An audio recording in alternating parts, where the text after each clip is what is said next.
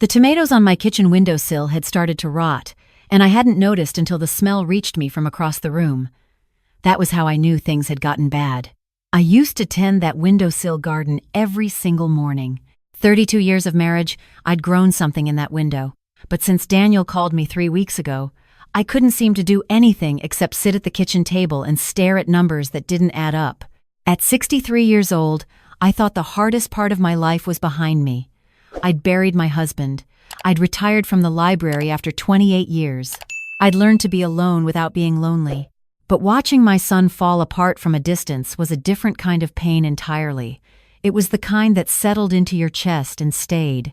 Daniel's voice on the phone had been carefully controlled, the way it gets when he's trying not to frighten me. "Mom, I need to tell you something."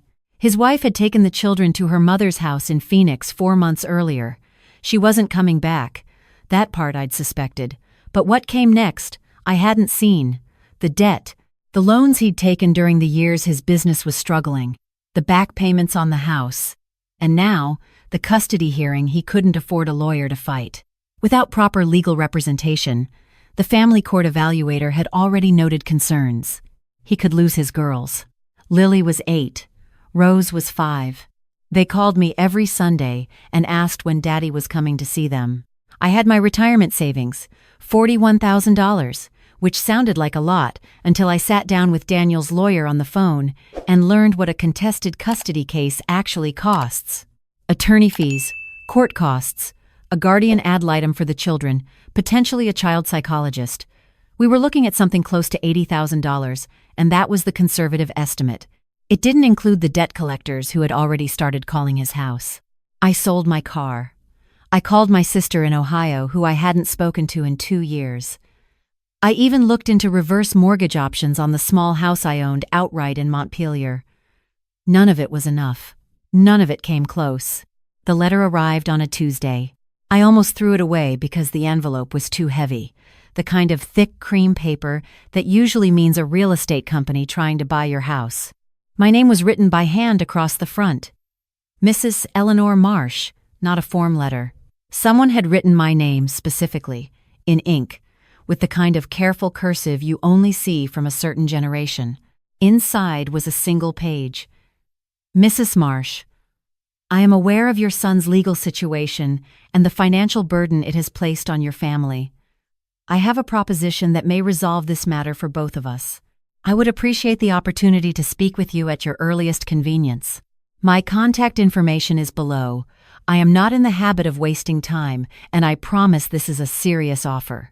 Respectfully, James Whitmore. I knew the name the way everyone in central Vermont knows names that belong to old money. The Whitmore estate sat on 200 acres outside of Woodstock, a federal-style house built in the 1800s that appeared occasionally in architecture magazines. James Whitmore had been a prominent architect in Boston for decades before retreating to that property 15 years ago. His wife had died not long after the move. I remembered reading that in the local paper. Since then, he was rarely seen anywhere. Grocery deliveries. A car occasionally on the county road. Nothing else. My neighbor Ruth told me not to go. She sat at my kitchen table and listed every reason why a wealthy recluse sending handwritten letters to a retired librarian was suspicious. I listened to all of them and then drove to Woodstock the following afternoon. The estate was less intimidating than I'd imagined and somehow more so at the same time. The house was beautiful in the way very old things can be beautiful, proportioned and serious and full of shadows. A man named Gerald, who introduced himself as the property manager, met me at the front door and walked me to a sitting room that smelled of wood smoke and old paper. I liked it immediately and felt guilty for that. James Whitmore came in 10 minutes later. He was taller than I expected, lean in the way men get when they've been thin their whole lives, with white hair and a face that had been weathered into something like dignity. He was dressed neatly, dark trousers, a button-down shirt. What I noticed, because I'm the kind of person who notices things, was that his shirt was fully buttoned to the wrist, long sleeves on an unseasonably warm October afternoon, fastened at the cuff, not rolled up, not pushed back. He sat across from me without offering his hand. "Mrs. Marsh, thank you for making the drive. You wrote me a letter." I made the drive. Something moved across his expression. Almost appreciation. He folded his hands in his lap. I'll be direct. I need someone to act as my companion, publicly and legally, for a period of approximately 1 year. In return, I'll cover your son's legal fees in full, retire his outstanding debt, and provide a monthly stipend for any additional expenses that arise. I looked at him for a long moment.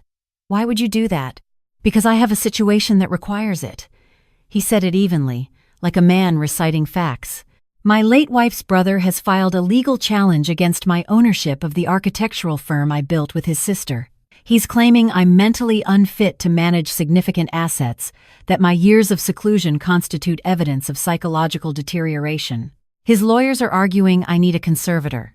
If I can demonstrate that I'm living a normal, socially engaged life, the case becomes significantly harder to make, and you need a wife for that. I need a credible companion. Someone with a reputation in the community, someone people will believe. He paused. You were the head librarian in Montpelier for nearly 30 years. You're known here. You're trusted. And your situation is urgent enough that you'll take this seriously. That last part stung a little. You've done research on me. I don't make offers without doing research. He held my gaze steadily. I'm not asking you to pretend to feel something you don't. I'm asking you to attend certain events with me, host an occasional dinner, be seen in town from time to time. You would have your own rooms. Your privacy would be respected completely. And your son would have the resources to keep his daughters. I sat with that for a moment. What are the terms? He handed me a folder. I read it there, in that sitting room, while Gerald brought tea I didn't ask for. The contract was detailed and surprisingly fair. 1 year. Specific social obligations listed. Payment schedule tied to milestones. An exit clause for either party if circumstances changed materially. A confidentiality agreement that cut both ways. I need a few days. You have until Friday. I drove home through the autumn hills and called Daniel that night without telling him why. I just needed to hear his voice. He told me Rose had learned to read her first full sentence. Lily had asked him when things were going to be okay. He told her soon, honey. Soon, in a voice that didn't believe it. I called James Whitmore's number on Thursday morning. I accept your terms. The civil ceremony was quiet. A justice of the peace, Gerald as witness, and a woman named Patricia who handled James's correspondence and seemed to find the whole arrangement perfectly normal. James wore a dark suit. I wore the blue wool dress I'd bought for my husband's retirement party 12 years ago.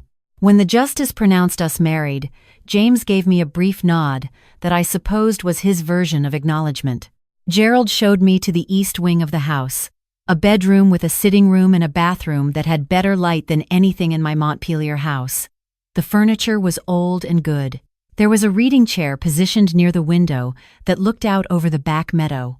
I stood in it for a while and watched the light move across the grass and tried to understand what I had just done.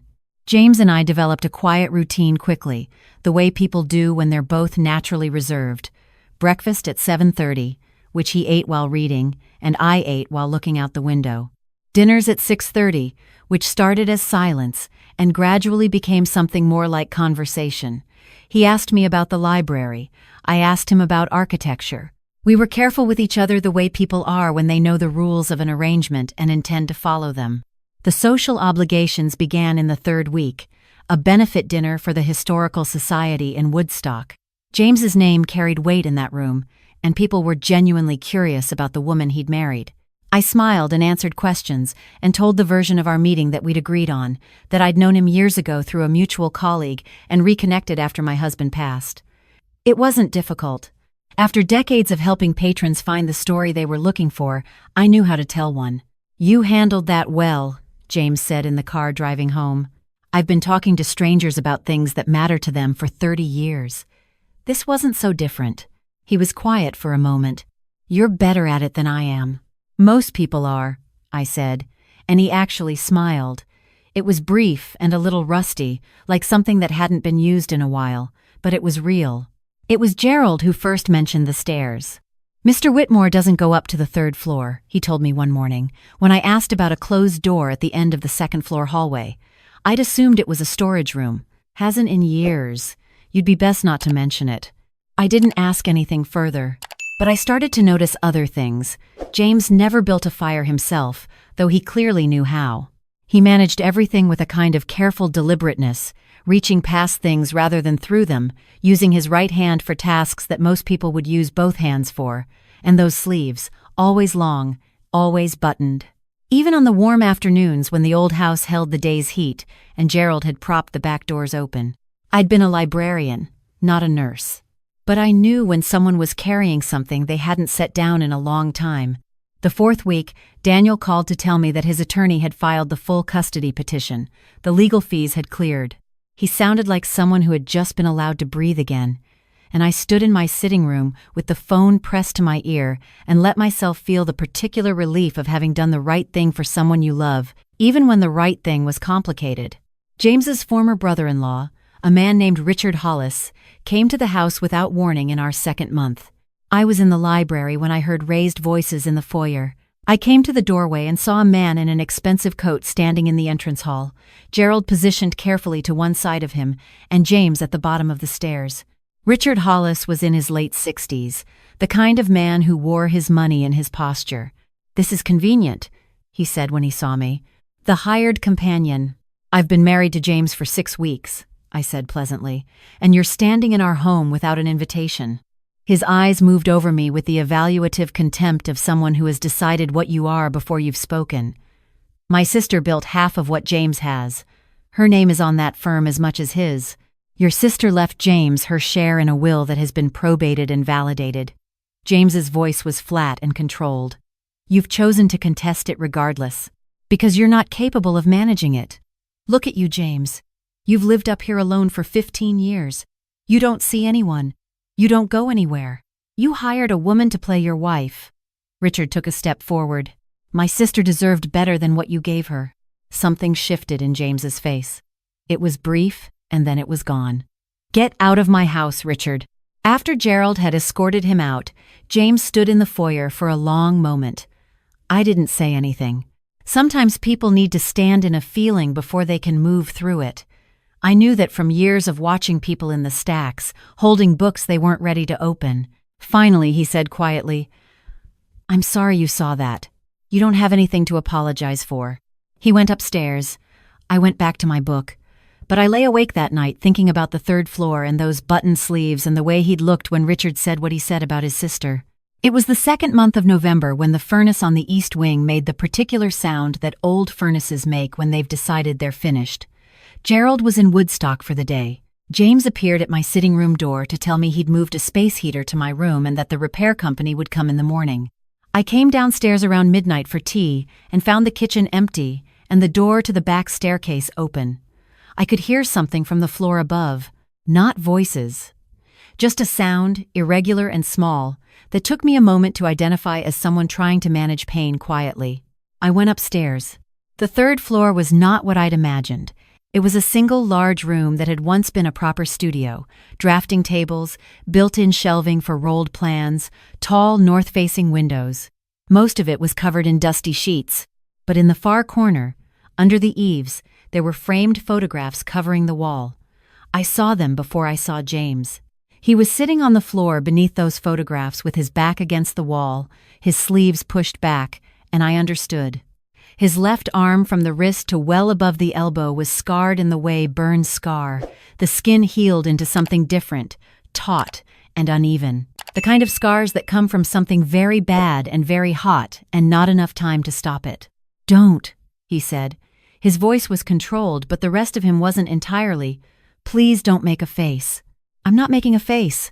I crossed the room and sat down on the floor beside him, which at 63 is not as easy as it once was, and I looked at the photographs on the wall.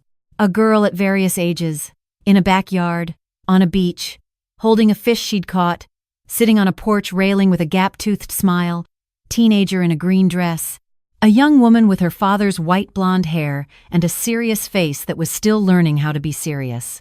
"Your daughter," I said. James was quiet for a long moment. "Anna." She was 22. The photograph stopped before she was much older than that. I understood what that meant without asking. He told me the rest slowly, the way people tell the things they've never said out loud. There had been a fire. The house they'd owned in New Hampshire, on a lake, a summer place his wife had loved. Anna had been visiting with a friend. James and his wife were in Boston. The call came in the middle of the night. By the time they reached the lake house, Anna was gone. The friend had gotten out. Anna had gone back for something. A bag, they thought. Something small and ordinary, the way the things we go back for always are. She hadn't made it to the door.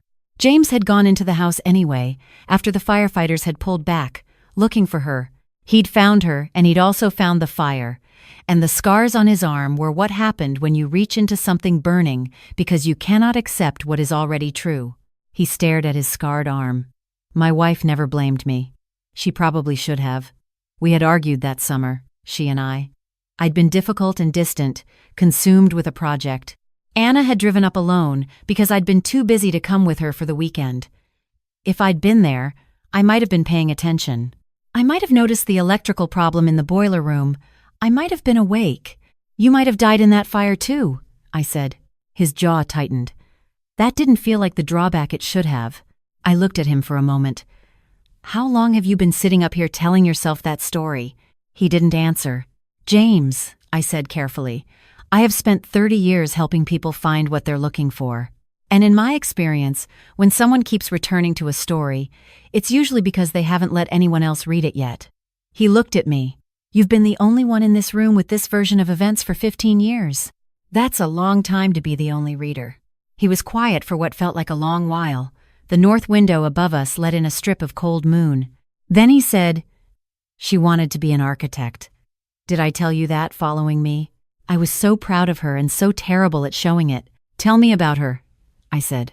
He talked until nearly 3 a.m. I sat on that dusty floor and listened, because listening was the thing I knew how to do better than almost anything. He told me about Anna's laugh and her terrible taste in movies and the way she could argue any position if you gave her 10 minutes to prepare. He told me about the birdhouses she used to design, as a child, with a seriousness that delighted him. He told me about the morning he identified her in the hospital and how the world had reorganized itself into a before and an after that he hadn't been able to bridge. Somewhere in the middle of it, he'd let me look properly at his arm without flinching away. I didn't touch it. I didn't make it into something to be fixed. I just let it be part of the story he was finally telling. When we came downstairs, I made tea, and he actually sat at the kitchen table and drank it. Something shifted after that night. Not dramatically. James didn't suddenly become someone who rolled up his sleeves in company or talked about Anna at dinner, but he started leaving the third-floor door open when he went up there. He brought down one of Anna's birdhouse drawings and put it on the bookshelf in the library. He stopped apologizing for the sleeves, and I stopped pretending not to notice them. He also started asking about my son.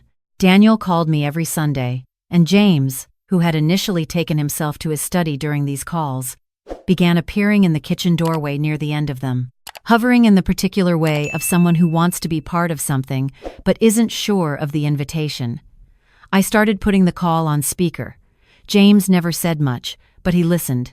When Daniel mentioned that Rose had developed a fear of the dark since the separation, James appeared the next morning at breakfast with a book on child psychology and a handwritten list of 3 specialists in Vermont who had good reputations with young children. He pushed it across the table without comment and went back to his newspaper. He'd looked them up, called their offices apparently, checked their credentials. I thanked him. He said, "The one in Burlington has the best reviews. I'd suggest starting there. I understand you're not entirely indifferent to this family." He looked up from his paper. "Your son deserves a fair chance. His daughters deserve stability. That's not sentiment, Mrs. Marsh. That's just correct." But it wasn't just correct. I'd worked with enough people over enough years to know the difference between efficiency and caring. And what James Whitmore had written on that piece of paper was caring, wrapped in the only language he was comfortable using. Richard Hollis filed his formal legal challenge in the 3rd month. His attorneys had hired a private investigator who had spoken to a number of people in the area, and they were building a picture of James as a man incapable of managing his own affairs, using his isolation as evidence, pointing to the years of near invisibility as proof of deterioration. They also intended to argue that our marriage was fraudulent, that I was taking advantage of a vulnerable man. The hearing was scheduled for 2 months away. I watched what that did to James. He didn't fall apart the way some people do. He went the other direction, became quieter and more contained, slept less, ate with the mechanical efficiency of someone fueling a machine. He stopped going up to the third floor. One evening I found him at his drafting table with drawings spread out, the kind of detailed architectural work I hadn't seen him do before. He'd been designing something. Not for a client, but the pencil lines were precise and deliberate, and I could see it was a structure, small, thoughtful, beautiful in the way purely functional things can be beautiful. "What is it?" I asked. He was quiet for a moment. "There's a community in Bar that needs a new library branch. I offered to design it pro bono." He paused. "I thought you might have some opinions about what a library should feel like." I pulled a chair over. We spent 3 evenings on it. I told him about light and shelving height, and the particular importance of window seats and the way children navigate space differently than adults. He listened to everything and incorporated most of it and argued gently about the rest. It was the most alive I'd seen him. I thought, sitting across from him on the third evening with drafting paper spread between us, that Anna would have loved this. The hearing was held at the county courthouse on a Wednesday in February. Richard Hollis's attorney was skilled and well-prepared. He presented a narrative of a man who had hidden himself away from the world for 15 years, who had mutilated himself through an act of irrational grief, who had entered into a suspicious arrangement with a woman who stood to benefit financially from his confusion. He put Gerald on the stand and asked careful questions about James's routines. He put a neighbor on the stand who testified that she'd never seen James in town in years. Then it was our turn. Patricia testified about James's involvement in a dozen charitable commitments, his detailed correspondence, his clear decision-making on business matters. The director of the Woodstock Historical Society testified about the benefit dinner, about how present and engaged James had been. The attorney from Barre testified about the library project, about the precision and generosity of James's pro bono work. I took the stand last. Richard's attorney was pleasant in the way that means he's about to be unpleasant. "Mrs. Marsh, isn't it true that you entered into this marriage specifically because Mr. Whitmore agreed to pay your son's legal fees?" "I entered into an arrangement with James, yes." "So you married him for financial reasons?" I looked at James sitting at the table, his hands folded in front of him, his sleeves buttoned to the wrist. He was looking back at me with an expression I couldn't quite read, but that I recognized as the expression of someone preparing to hear hard news with dignity. "I married James because my son needed help, and James needed something that I could provide." That was how it began. I looked at the judge. "But I need to tell you what it is now, because I think that matters more than how it started. James Whitmore is not a man who has retreated from the world because he can't manage it. He is a man who lost his daughter and has spent 15 years believing that he deserved to lose her. That is grief, not incompetence. I have watched him manage a complex estate, lead a pro bono architectural project, coordinate medical specialists for my grandchildren, and demonstrate more clear thinking in a single morning than most people manage in a week. He is more capable than anyone I have ever known. He is also, and this is the part that Richard Hollis does not want you to hear, one of the kindest people I have ever known." Richard's attorney said. "But you only agreed to." "I agreed to a contract," I said. "What I have now is not a contract. It is a marriage, and those are two different things, and I understand the difference because I was married for 32 years to a man I loved deeply, and I know what it feels like when something real is happening between two people." I turned to the judge. "You can question the beginning. The beginning was a transaction, but you cannot question what it has become, because I am standing here in front of you and telling you that it has become something I did not expect and did not plan for, and that is the most honest thing I can offer this court." The judge ruled in James's favor that afternoon. Richard Hollis sat very still while his attorney spoke quietly to him, and then they left. Gerald clapped James on the shoulder in the hallway outside. James stood beside me in the cold parking lot while Gerald brought the car around. He was looking at his shoes. "Thank you," he said finally. "You didn't need me to say anything that wasn't true." He looked up. "What you said, about what it has become." "I know what I said." He was quiet for a moment. "Is it true?" "Yes. I'm not easy to live with." "James," I said, "I was a librarian for 30 years. I am accustomed to difficult people who love books and need peace and don't quite know how to ask for what they want. You are not as complicated as you think you are." He looked at me for a long moment. Then he reached out, with both hands, and took my hands in his. His scarred arm was visible below his sleeve cuff where it had slipped slightly, and he didn't adjust it. He just held my hands on that cold February sidewalk and looked at me. "I don't want this year to end," he said. "It doesn't have to. Your son. Your life in Montpelier.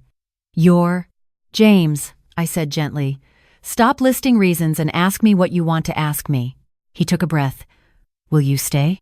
Daniel drove up with the girls the first weekend of April. Rose ran across the front lawn and threw herself at me with the particular force of a 5-year-old who has been waiting a long time to do exactly that. Lily shook James's hand very seriously and then told him she liked his house and could she see all of it. He showed her every room. I watched them go room to room, Lily asking precise questions in the way she has, James answering with the seriousness she deserved. When they reached the library, Lily stood in the middle of it and turned around slowly, looking at all the shelves. "Grandma helped design a library," James told her. "I know," she told me. Lily looked up at him. "Did she help design this one too?" "In a way," James said. And I could see him mean it. That evening, after the girls were asleep in the guest rooms and Daniel had gone to bed, James and I sat on the back porch with the lights off and listened to the spring peepers starting up in the meadow below. He had both arms resting on the porch railing, sleeves pushed back for the first time without any particular occasion prompting it. He was just comfortable, that was all. "I've been thinking about Anna," he said. "You've been thinking about her for 15 years. "No. I mean differently." He looked out at the dark meadow. "I've been thinking that she would have liked you. She had strong opinions about libraries. She sounds like someone worth knowing." "She was." He paused. I think I stopped letting myself think that she was worth knowing, rather than worth grieving. Both can be true. "Yes." He was quiet. "I've been up to the studio every day this week, not just sitting with it. Working. I started designing a small pavilion for a park in Burlington that has been trying to find funding for a covered space." He looked at me. "It feels like the right size." "That's a good reason to design something," I said. The pavilion was completed the following autumn. They held a small dedication, and James gave a brief speech about the importance of public spaces that belong to everyone. He mentioned Anna. He said she had taught him that the things we build for other people are always also built for ourselves, and that he had been slow to understand that. Lily and Rose sat in the front row of folding chairs with their father and listened very carefully, the way they do when they sense that something important is being said. Daniel is starting over in the way that takes time. He has his daughters every other week now, and they're thriving, and he calls me on Sundays still, but the calls sound different now, lighter. He told me last spring that he thought things were going to be okay, and he said it in a voice that believed it. "I am 64 years old and I live in a federal house in Woodstock, Vermont, with a man who leaves books on my chair without explanation and designs things for other people to enjoy and is learning, slowly and imperfectly, to accept that what happened to his daughter was not a debt he has to carry alone forever. The tomatoes on my kitchen windowsill are doing beautifully this year." James started tending them without telling me. I noticed one morning that someone had turned the pots toward the light, and when I came downstairs the next day, he was standing at the counter with his sleeves pushed up, pouring water carefully around the base of each plant. I stood in the doorway and watched him and thought about all the things that begin as one thing and become something else entirely. I married a man I didn't know to save my son's daughters. What I found was that some people carry their damage the way they carry everything else, privately and with great care, and that when you finally sit beside someone in the middle of the night and let them put down what they've been holding, everything changes. Not all at once. Slowly, the way seasons change, the way tomatoes grow toward light. Sometimes, the right thing finds you at the exact wrong moment and turns out to be the right moment after all. Sometimes a contract is just the first word of a much longer sentence. We're still writing ours. We write it every day.